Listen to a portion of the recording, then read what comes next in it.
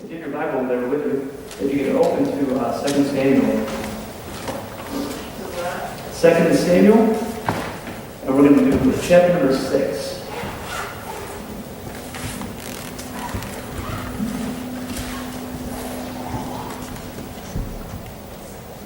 Bend it toward you, toward your mouth. Is that better? Might be. Okay. Hopefully it won't get that.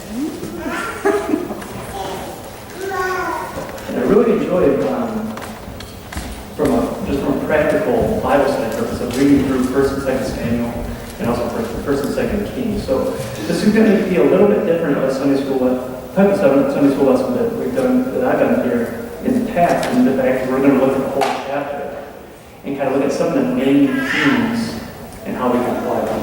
So let's move to 2 Samuel chapter 6. Like I said, we're going to read the whole chapter, and we're going to go back through and kind of see if we can glean some truths. And as we go through, please feel free to to call out or raise your hand if there's anything that stands out, or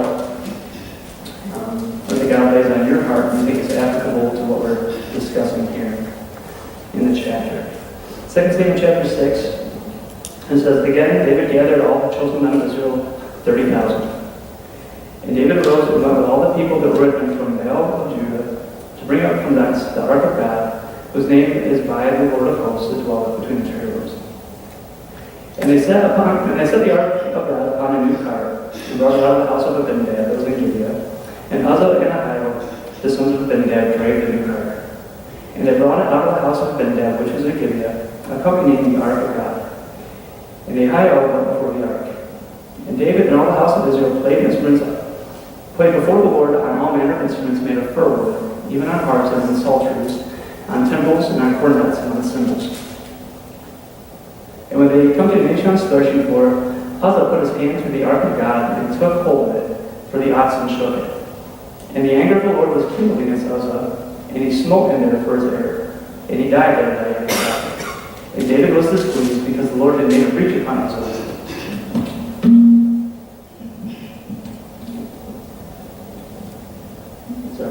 And David was displeased because the Lord had made a breach upon Uzzah, and he called the name of the place Perez Uzzah to this day. And David was afraid of the Lord that day, and said, "How shall the ark of the Lord come to me?" So David would not move the ark of the Lord unto him into the city of David, but David carried it aside into the house of Obed-Edom the Gittite. And the ark of the Lord continued in the house of Obed-Edom the Gittite 3 months, and the Lord blessed Obed-Edom and all his household. And it was told King David, saying, "The Lord hath blessed the house of Obed-Edom and all that pertaineth from him, because the ark of God." So David went and brought up the ark of God from the house of Obed-Edom into the city of David with gladness. And it was so that when they had buried the ark of the Lord, had gone 6 paces, he sacrificed oxen and fatlings. And David danced before the Lord with all his might, and David was girded with an ephod. So David and all the house of Israel brought up the ark of the Lord with shouting and with the sound of the trumpet. And as the ark of the Lord came into the city of David, Michal saw his daughter and looked through a window, and saw King David leaping and dancing before the Lord, and she despised him in her heart. And they brought in the ark of the Lord, and set it in its place in the midst of the tabernacle that David had pitched for it. And David offered burnt offerings and peace offerings before the Lord.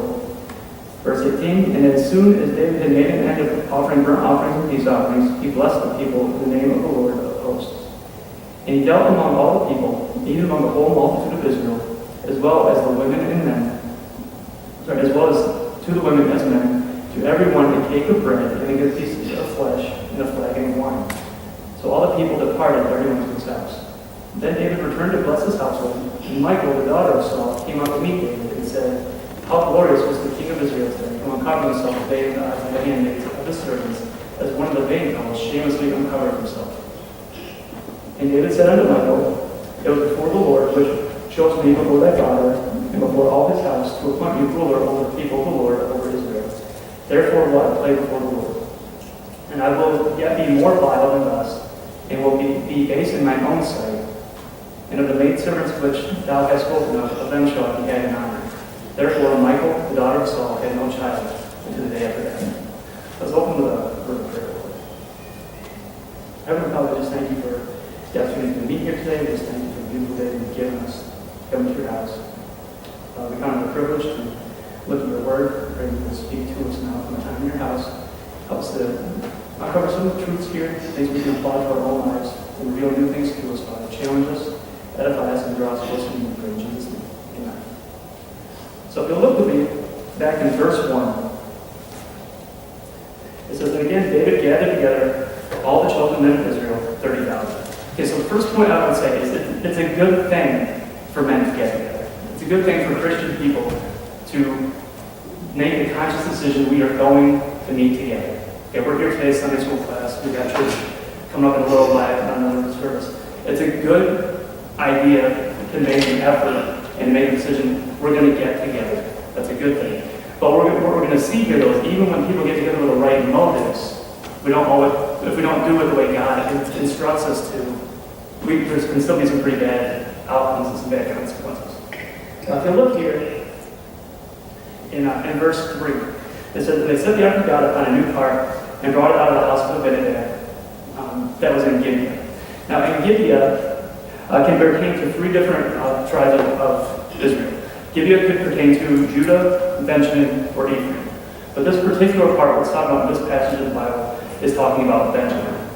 Okay? And the big part here we're going to focus on is we'll start in verse 4. The end of verse 3. And they set the ark of God upon a new cart and brought it out of the house of Abinadab that was in Gibeah. And Uzzah and Ahio, the sons of Abinadab, drave the new cart. The one thing you'll notice that comes up twice in that verse is that phrase, a new cart. The thing that's interesting about this is there's nowhere indicated before or after this happened that God told them to make a new cart.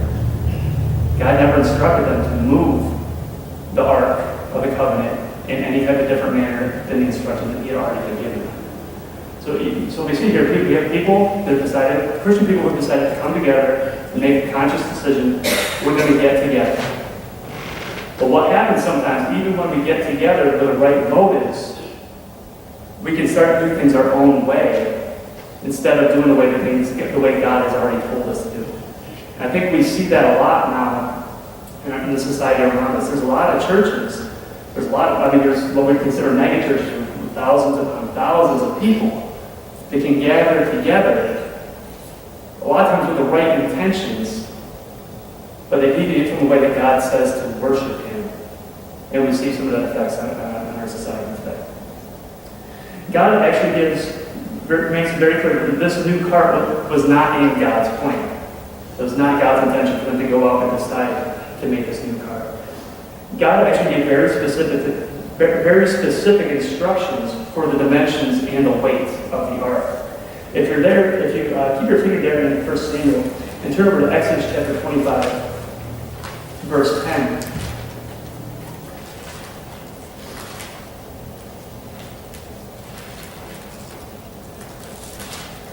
Exodus chapter 25, verse 10. It says, and they shall make an ark of shittim wood, 2 cubits and a half shall be the length thereof, and a cubit and a half the breadth thereof, and a cubit and a half the height thereof.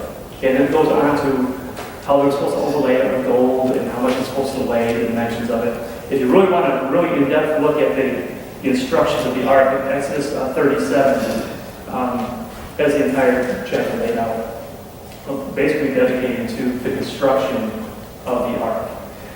Now, in terms today, when we talk about cubits, we don't really use the measurement cubits very much today, but it comes out to be 52 by 31 by 31 inches, or 31 by 79 by 79 centimeters.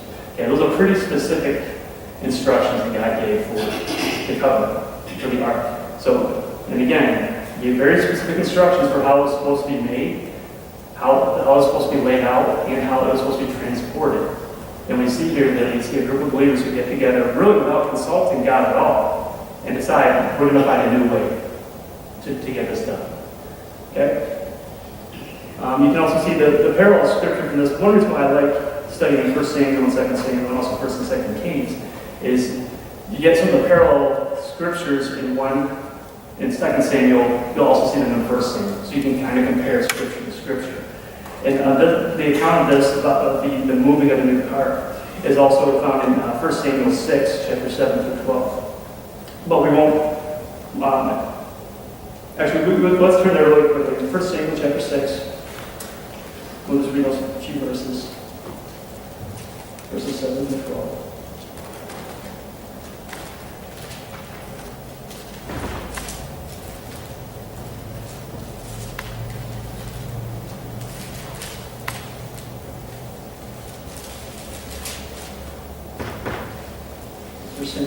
Starting in verse 7, it says,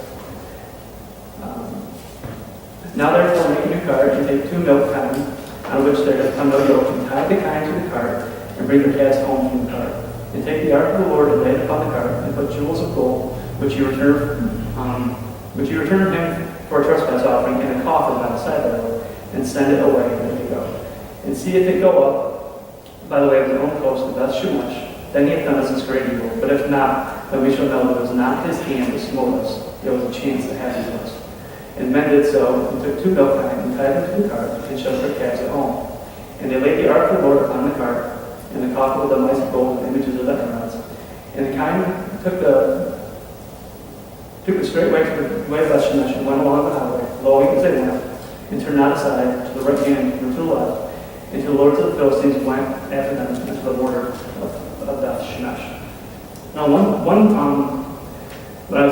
of the studies I did on this to try to find out what is the significance of the kine, the milk kine, the cows. Well, you'll see here that it says here in this passage that it went up to the land of the Philistines.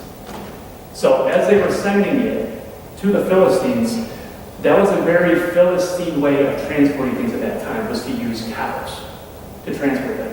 We don't usually think of kine or milk cows as being bearers of burden. We think more like the donkeys and things that are more like a plow horse type thing.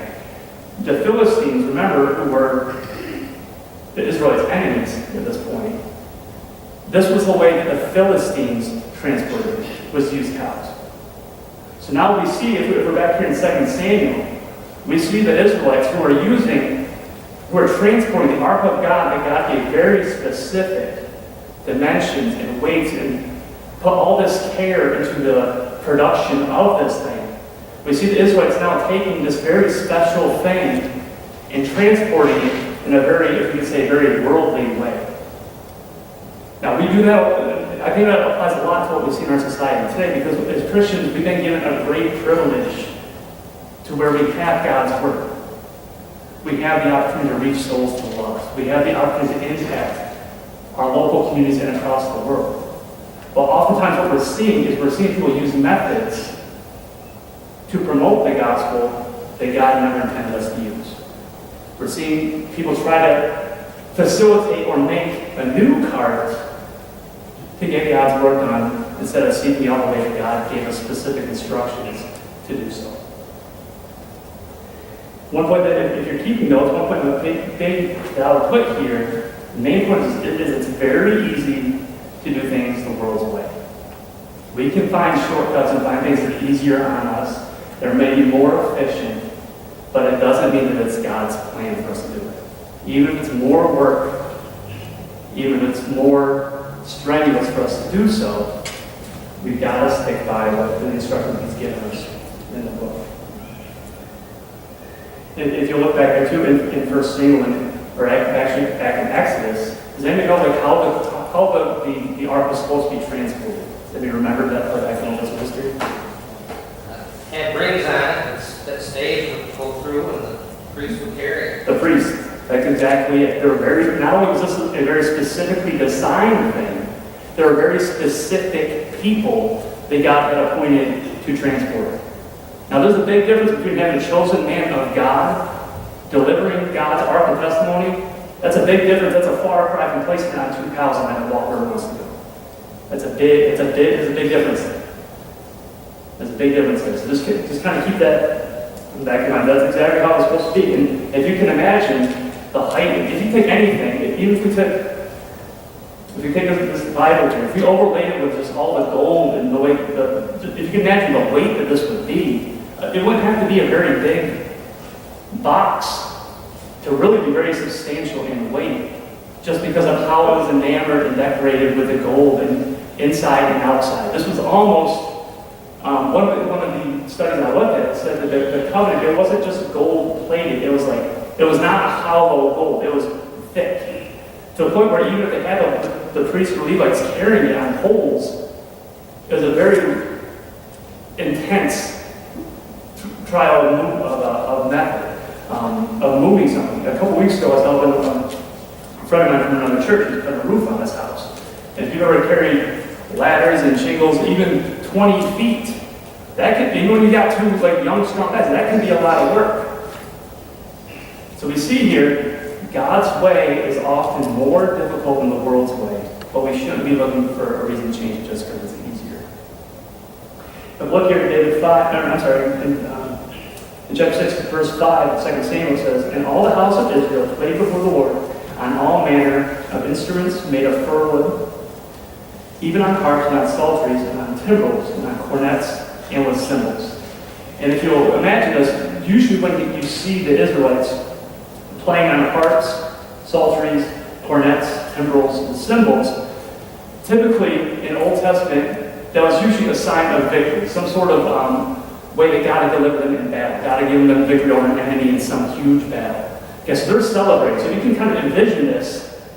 You know, they're all celebrating, they're playing this music, they're having, they've got this big revival kind of going on. And if you look at what happens in the very next verse. Okay, here they're in verse 5, they're playing all the music, they feel like they're really magnifying God's name here, trying to praise Him. In verse 6 it says, "And when they came to Nation's threshing floor, Uzzah put his hand to the ark of God and took hold of it, for the oxen shook it. And the anger of the Lord was kindled against Uzzah, and God smote him there for his there. And he died there by the ark of the Lord." By the ark of God. Okay? So one thing we'll say here, if you've ever gone anywhere, maybe on vacation, or if you ever visited other churches, music by itself is a great thing.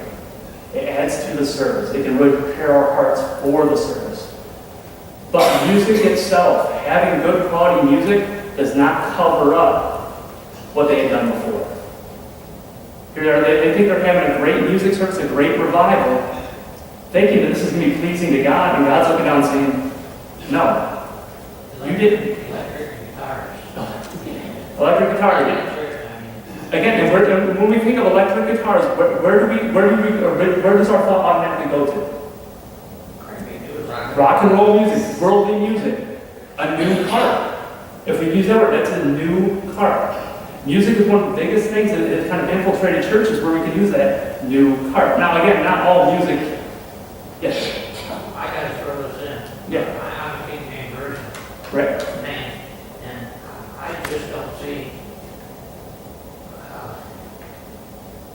who told all these men to constantly change the Bible to these other versions. Yeah. And if a person can't, especially the part where your salvation is presented to you, if you can't understand that in the King James Version,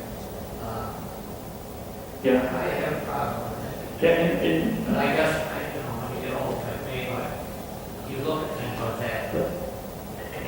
well, the thing is, does anybody know what grade level is the King James Version actually written on? Does anybody know? What date? What grade level is the what grade level is the Grade, G-R-E-D, grade. Yeah, what grade is Yep, somewhere between 6th and 8th grade. So the people that think that King James is too hard, it's really not that hard. It seems harder because we've gotten so used to finding new cards and finding the easiest way about things. God's word, the way that He preserved it for all these years, it was never intended to be sat down and read like we're reading online or reading a newspaper. It's not. And the problem is people want a Bible that reads like a Reader's Digest. And that's not the way it should be. But once the person was saved, in other words, he understood what was there. Then the Holy Spirit dwells within him. And it tells us quite a few times in the Bible that the Holy Spirit will help them understand the other thing. Absolutely.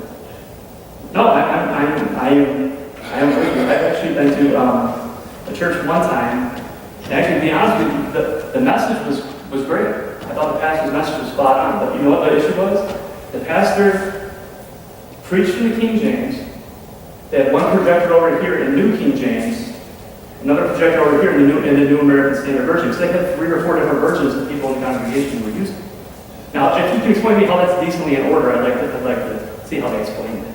I have a problem every morning when I get my devotion, and I do use a daily bread for some, you know. Yep.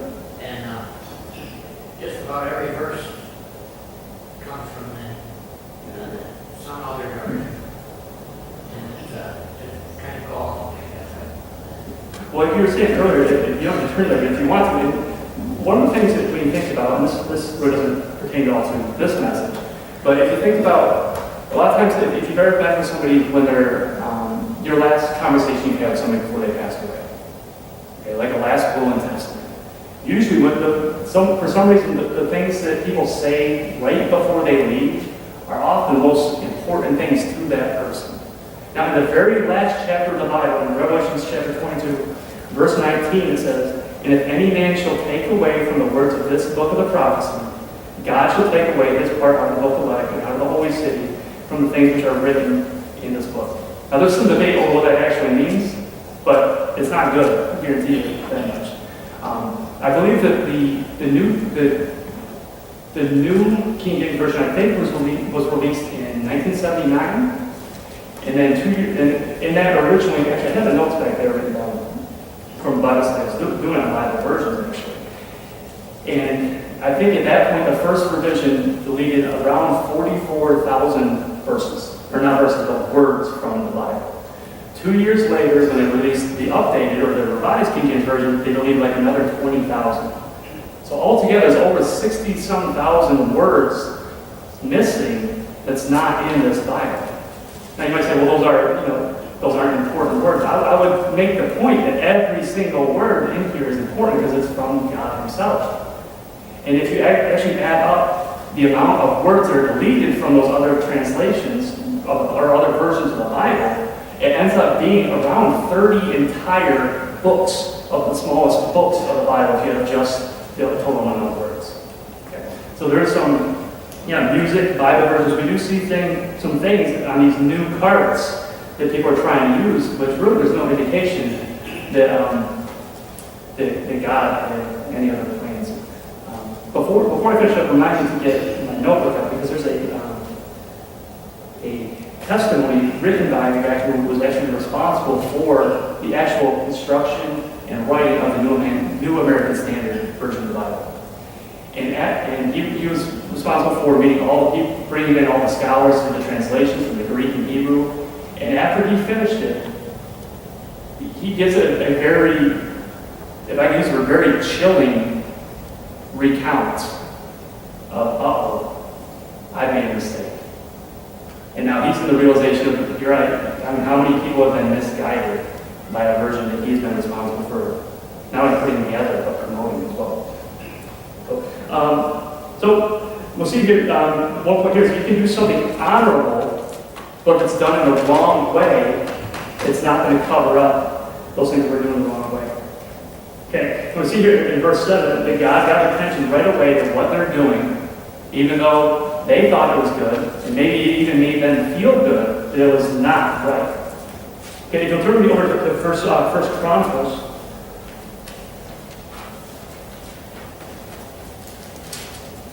If anybody has anything else to add too, by all means, feel free to interject. Because I'm sure there are a lot of things here that we're thinking about that maybe some just has to get. First Chronicles, if you go to chapter 13.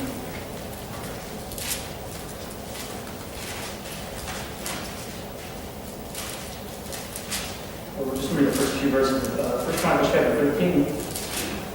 It says, "And David consulted with the captains of thousands and hundreds, and with every leader.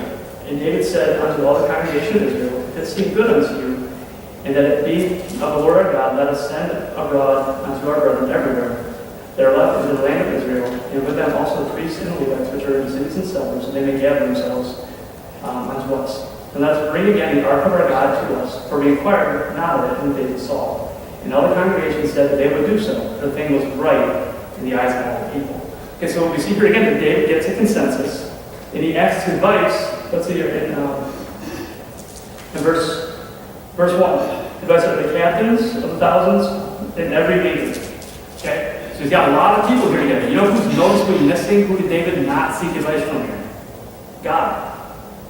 He's asking him. So we can. The thing is, we can get a consensus together and get a big group together, but it really doesn't matter what we think if we're not getting that information from God Himself. It's important for us to place God's opinion over what anybody else thinks, no matter how many people or how powerful we might think that those people are in those positions. Okay, verse 4 says that it's right in the eyes of people. That means even the priests and Levites, who really should have known better.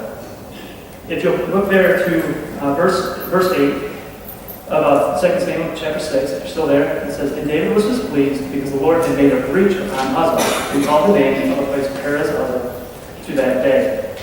Now, if you'll turn over to 1 Samuel chapter 7, remember who's driving the cart here.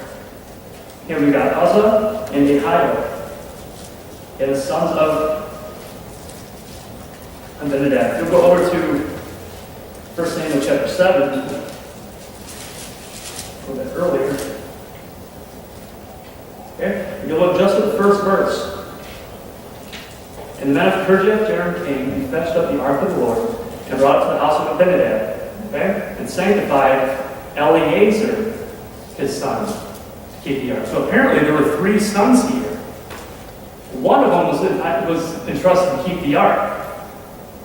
And he's not the one who's carrying the ark. He's got his 2 brothers here. We don't see anywhere here that Uzzah or Ahio was supposed to be carrying or have anything to do with the ark. 2 Samuel 7:1 says that their brother Eleazar was to keep the ark of the Lord. Okay? So we see here that God does not take very lightly to people handling things that really, if I can use it this word, it's not their business to be touching.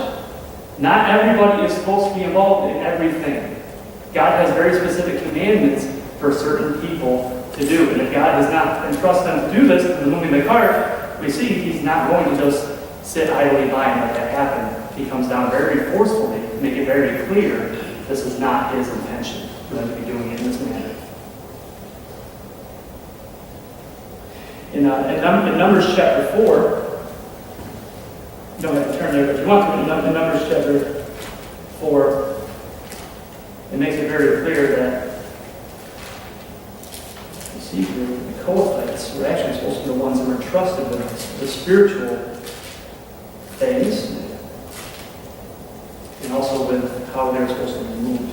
Numbers chapter 4, verse 4 verses, it says, And the Lord spake unto Moses and unto Aaron, saying, Take the sum of the son of Kohath from among the sons of Levi, after their families by the house of their fathers, from 30 years old and upward, even until 50 years old, of all that enter the host, and do the work of the tabernacle in the congregation.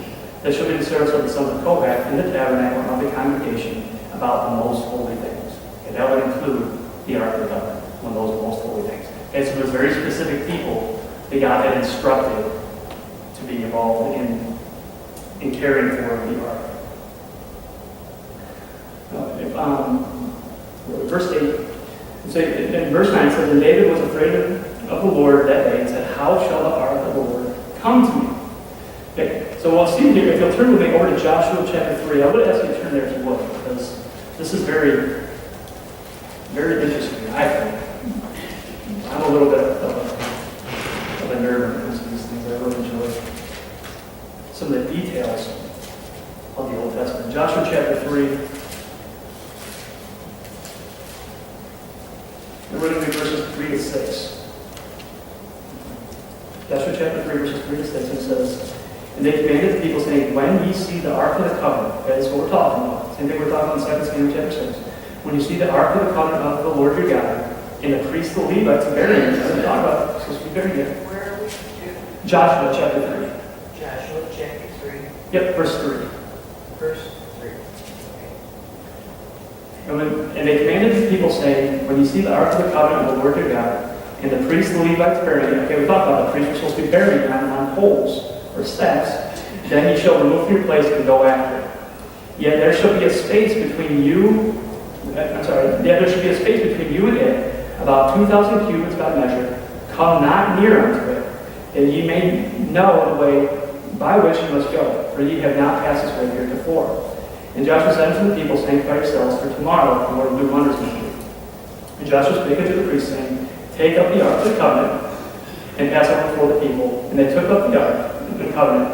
They took up the ark of the covenant and went before the people. Okay, what it says there, this is the first time in Old Testament history where we see the ark being moved, the instructions for it being moved. And again, we see very specific instructions.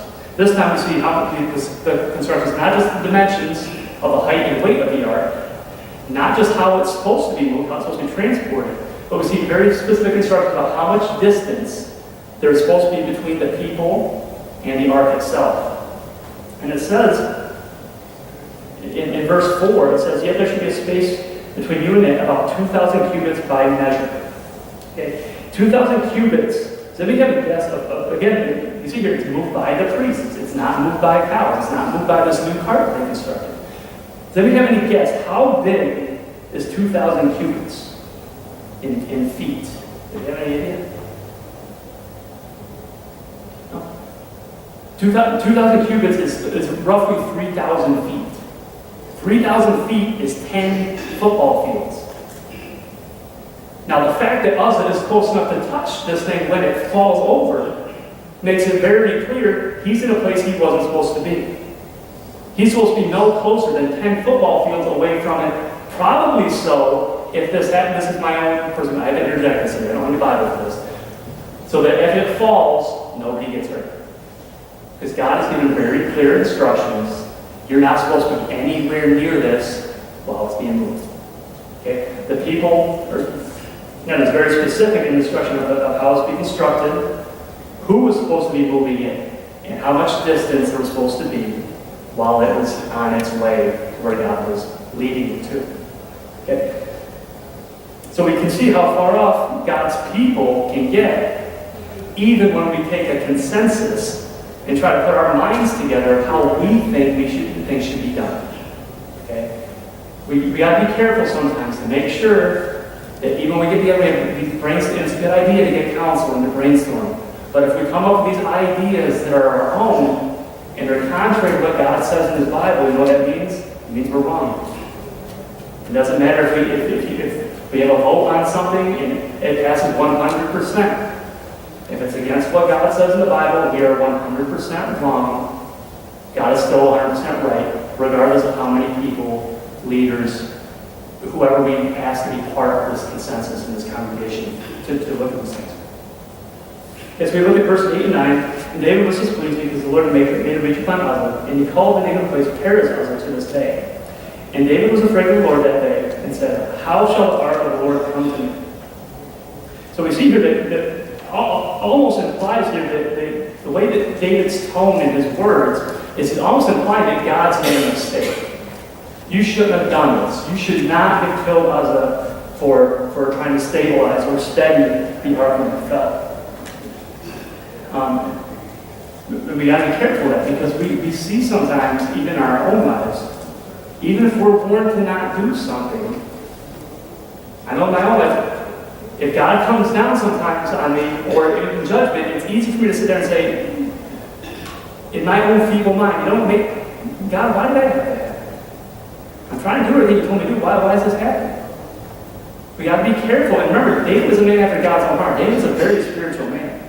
But it's our natural inclination to try to question God, and it shouldn't be that way. And we'll close with is my watch on? No, your watch is right. That's, Oh, okay. Okay, we don't. Okay, good. If you look at verse 11, if you're there in 2 Samuel chapter 6, and there won't be as much flipping around now. I just wanted to show, the specific commands that God had given leading up to this point. It'll be mostly in 2 Samuel for the rest of the chapter. 2 Samuel chapter 6. And let's start at verse 10. So David would not remove the ark of the Lord unto him into the city of David, but David carried it aside into the house of Obed-Edom the Gittite. Okay, now we see a little shift here.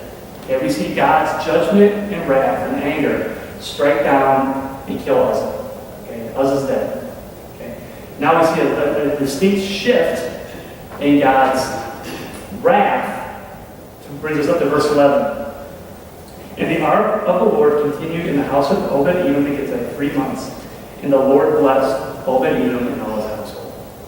So the one thing here, one takeaway from this is if you get the presence of God in your life and in your house, God is going to bless that. And we see that here in verse 11. The ark of the Lord continued. They didn't even stay there. That word there, I don't want to just gloss over that. And the ark of the Lord continued in the house of Obed-Edom for 3 months. That word continued, if you look back at it, if you look up in dictionaries, in Bible times, something that continued was almost something that there was really no thought of ever moving. You said you grew up in this church, right? You said the girls sing songs? Yeah. So that would be just an example of what we hear among us today. Is you're someone who has continued in this church. If somebody who continues in something is somebody who isn't just there for a temporary amount of time, but has made a conscious effort and decision that this is where I'm going to stay. So if we can apply it here to this verse, and the ark of the Lord continued in the house of Obed-Edom. Okay, unfortunately, we see some people who maybe get saved, and it seems like God's blessing them, and they're moving along, and all of a sudden, that spiritual fire kind of goes out, and it's like poof. There's no, you never see them in church, you never hear them do anything spiritual for the Lord. If you want, and you wonder why isn't God blessing anymore? Well, the blessings here are tied to not just God's presence, but the continuance of God's presence being on the house. You've got to continue in those ways that God wants us to go.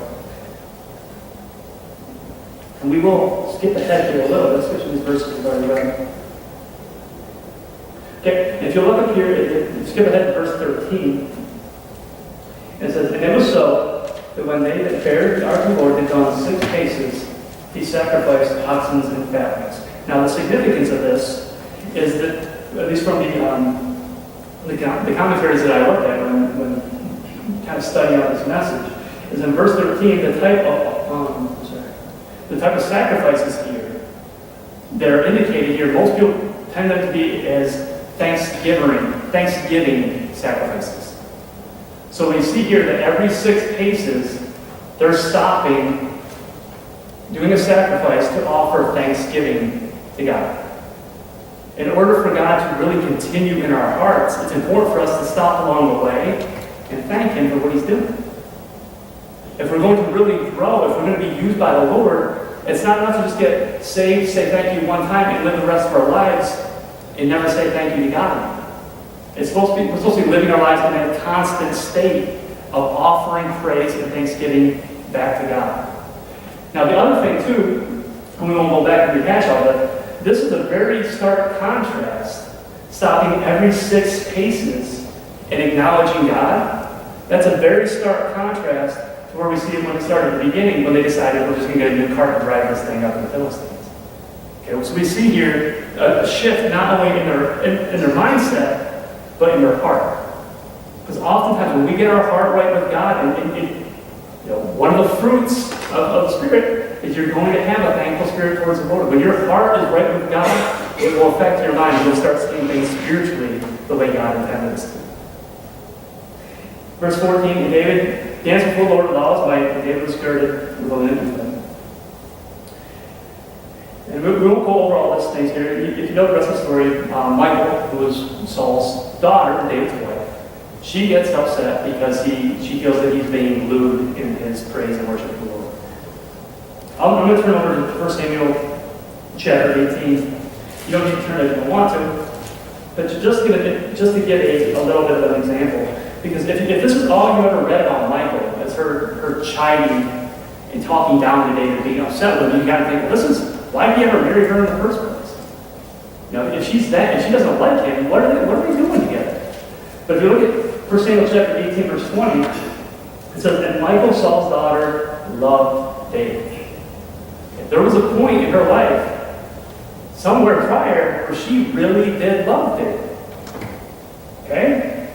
So much so that in verse 27 of chapter 18, 1 Samuel 18, it says, wherefore David arose and went with his men, and he slew of the Philistines 200 men of the Philistines. That was the dowry that Saul had placed. You want to marry my, go kill these 200 men, and then you can marry my daughter. Okay, so I would suggest here that not only did Michal love David, but David obviously loved Michal because he was willing to go put his life on the line for the chance to marry her, or to have the privilege of marrying her. Okay, so this is a marriage that started out with two people who were very loving and committed to each other. In 1 Samuel chapter 19, verses 11 and 12, you can see some of the devotion that Michal had to David.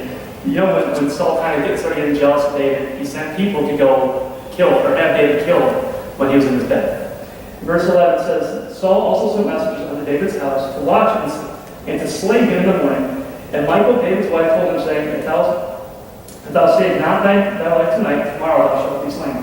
So Michal let David down through a window, and he went and fled and escaped.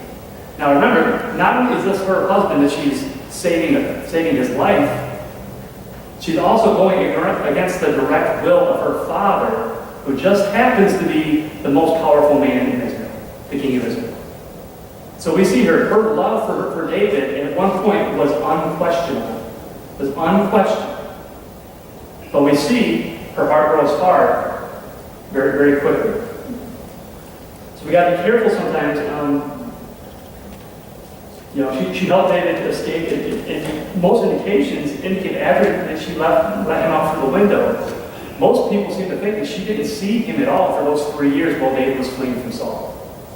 Okay? So, at some point, maybe we can cut her a little bit of slack. She hasn't seen her husband in 3 years.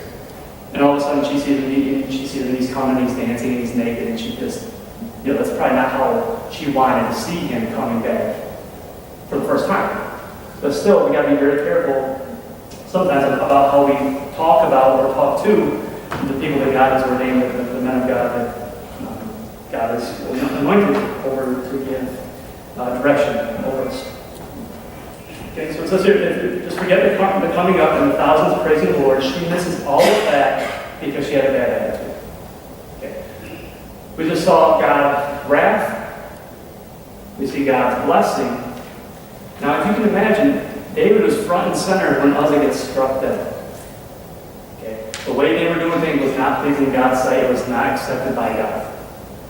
Now we see David get his heart right, get his mind right with God, start doing things God's way, and God has received it to where the ark actually comes back into the presence of Israel. If you can imagine, David is probably overjoyed by this, to the point where he might have been worshiping in ways that other people might not have been as comfortable with. But the thing we'll see here is, if you'll look down at the end of verse, if you're there in 2 Samuel chapter 16, verse 21, it says, and David said unto Michal, it was before the Lord. Okay, I was doing this to God. I wasn't doing this for show. I wasn't doing this to try to get any attention myself. Which chose me before thy father and before all his house, to appoint me ruler over the people of Israel, over Israel. Therefore will I play before the Lord. And I will yet be more vile than thus, and will be base in mine own sight. And of the maidservants which thou hast spoken of them shall be had none. Therefore Michal, the daughter of Saul, had no child until the day of her death. So we see here very clearly, David puts his service to God ahead of the feelings of his wife. And that's a big thing. And we might say, of course David did. He's David. He slew Goliath. He did all these mighty acts. But how many spiritual people do we know that seem to get derailed by family? My family doesn't agree with this. My family doesn't think I should go to church so much. My family doesn't think I should have these certain standards, whatever it is. So they stop. David made it very clear, I'm doing this for the Lord.